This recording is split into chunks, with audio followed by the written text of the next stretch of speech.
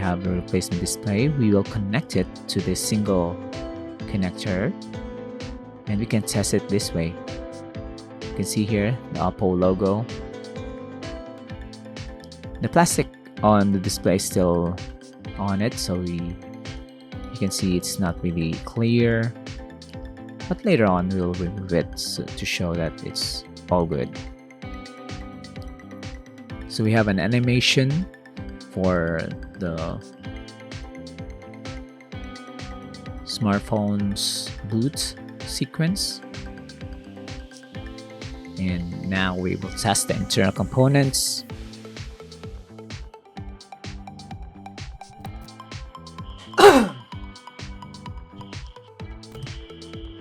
Cameras are all good,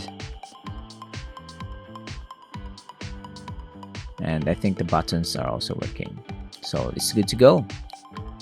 So you can test the display by just pushing in the connector for the display at the back there.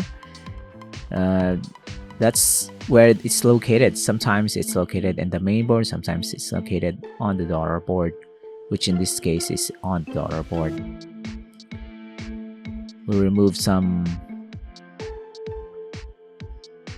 parts of the daughter board. So this way we can free up the flex cable for the display, and this is a very tight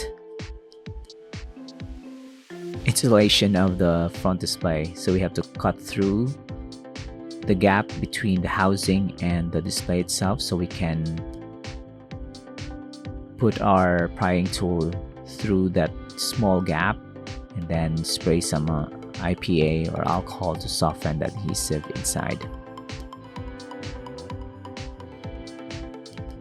This is more effective with David, so you can heat up the smartphone, but there's some complexity.